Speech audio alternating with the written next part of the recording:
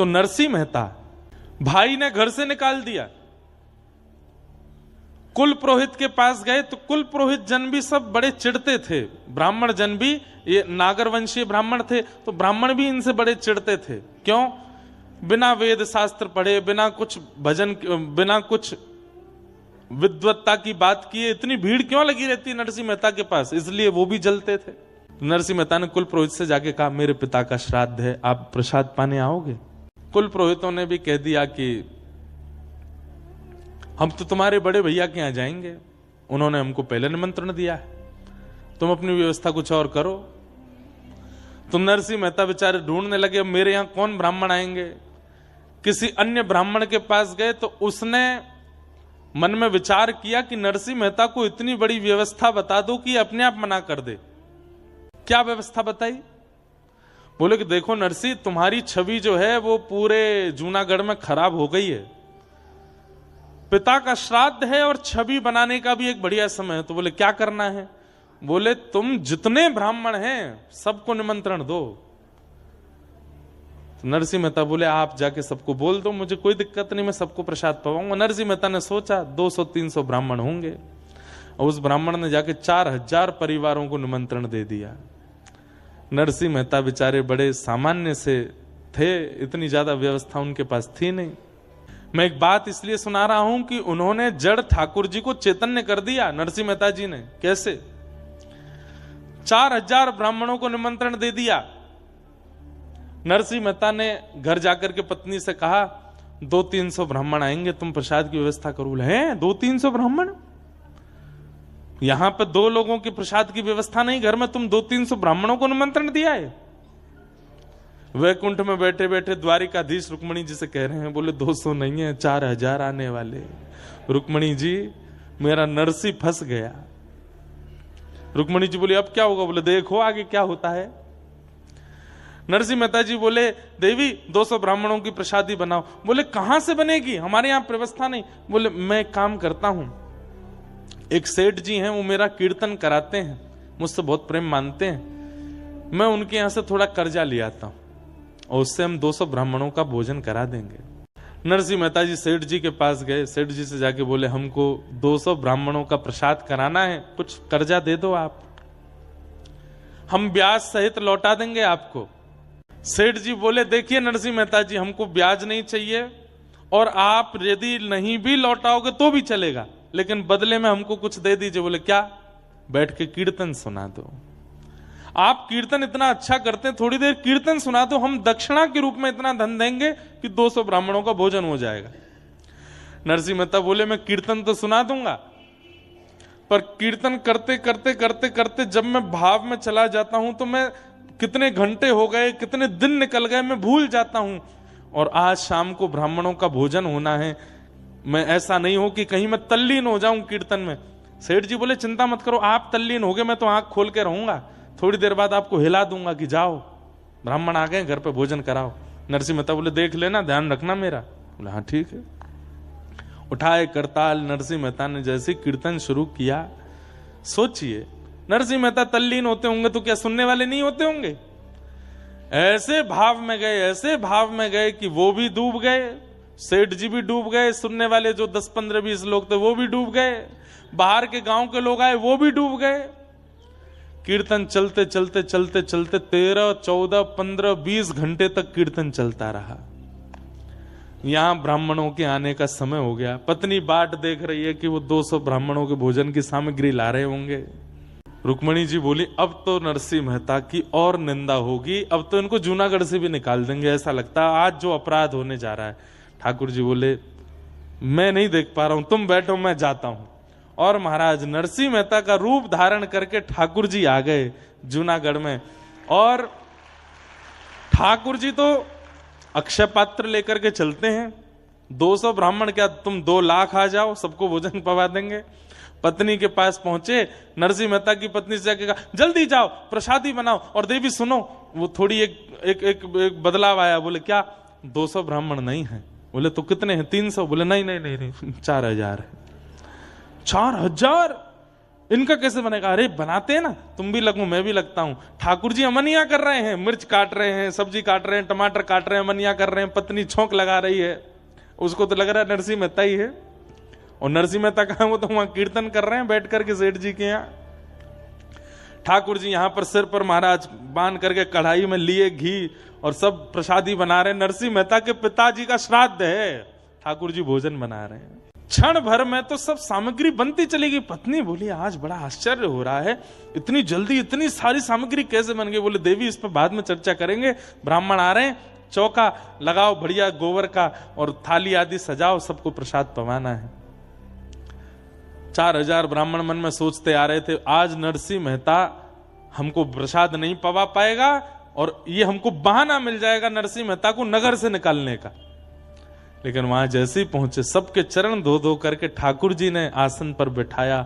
4000 ब्राह्मण एक ही पंगत में बैठा दिए और सबके सामने ठाकुर जी एक एक फेंटा कमर पे बांधे, एक फेंटा सिर पे बांधे, पसीना आ रहे हैं, ठाकुर जी धोते जामे, हाथ मांजे, सबको साग परोसे, सब्जी परोसे, 4-4 प्रकार की सब्जी, 2-2 प्रकार की पूड़ियां, 3-3 प्रकार के मिष्ठान, एक रायता, बढ़िया सामग्री, ऐसा पवाया महाराज, ऐसा पवाया। ब्राह्मण बोले, ए नरसी, हाँ कोई सेठ वेठ ने करी है क्या व्यवस्था? नहीं नहीं, सब आपकी कृपा है, आप सब ब्राह्मणों की कृपा है, आप लोग पाइए। प्रसाद पाकर के ब्राह्मण इतने तृप्त हो गए, इतने तृप्त हो गए कि मन से आशीष निकल रहा था, लेकिन जलन थी ना मन में। बोले, भैया भोजन तो बहुत अच्छा पवाया नरसिंह मेहता ने, लेकिन हम लोगों को इसको नगर निकाला करना है, भोजन से काम थोड़ी बनना है। अब तो दक्षिणा की बाड़ी है, कुछ नहीं दे पाएगा। 4000 ब्राह्मणों को क्या देगा? नरसिंह मेहता दौड़ करके भीतर गए। ठाकुर जी थे, नरसिंह मेहता थोड़ी थे। पत्नी से कहा, देवी चलो दक्षिणा बांटें। बोले, क्या देंगे दक्षिणा में? बोले, सब व्यवस्था है, चिंता मत करो। एक बैलगाड़ी भरी रखी थी, कपड़ा हटाया, उस पर छोटी छोटी पोटलियां थी, पत्नी को देते जाओ। बोले, तुम बांटती जाओ सबको। बोले, इसमें है क्या? बोले, कुछ नहीं है, तुम देते जाओ। पत्नी ने धीमे से पोटली खोल के देखी तो हर पोटली में 12-12 सोने की मोहर और 4000 ब्राह्मणों को बंटवाई। ब्राह्मण भी पोटली हाथ में लें तो, हे नरसिंह, क्या पत्थर भर के दिए हैं क्या? नहीं नहीं, सब आपकी कृपा है, आपका अनुग्रह।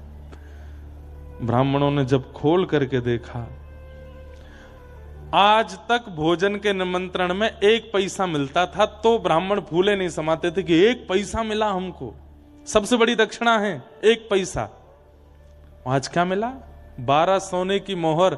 मतलब ये ब्राह्मण, इनके बालक, इनके बालकों के बालक, बालकों के बालक, कम से कम 4 पीढ़ी तक भी अगर कुछ नहीं करेंगे तो इन्हीं मोहरों पर पेट पल जाएगा सबका। इतनी दक्षिणा देख करके सब ने तो भैया, नरसिंह मेहता और पत्नी दोनों को एक साथ बैठा करके ब्राह्मणों ने स्वस्ति वाचन किया, ऊपर अक्षत डालने। अरे नरसिंह मेहता जी, मैं तो कहता हूं नरसिंह मेहता जी के पिता कितने भाग्यशाली कि उनके श्राद्ध में ठाकुर जी ने भोजन बनाया, अपने हाथ से पवाया।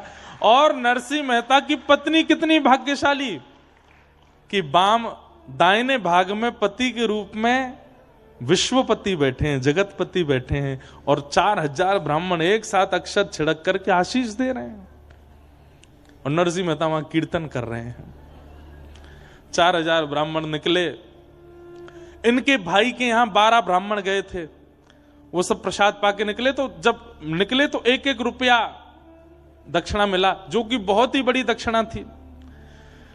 सब आपस में बोले, यहां तो सब हुआ, अरे वो नरसिंह मेहता के यहां 4000 गए हैं, चलो चलो तमाशा देखने में आनंद आएगा, देखें तो सही कैसी कैसी जो है नरसिंह मेहता की जो है आज वस्त्र उतराई हो रही होगी, आज नगर निकारी हो रही होगी। 12 ब्राह्मणों ने जाकर के देखा तो 4000 ब्राह्मण नाचते हुए आ रहे थे। क्यों रे, कैसा रहा भोजन? बोले, महाराज पूछो मत, दक्षिणा वक्षिणा मिली कि ऐसे ही आ गए हो? बोले, आपको कितनी मिली पहले ये बता। हमको 1 रुपया।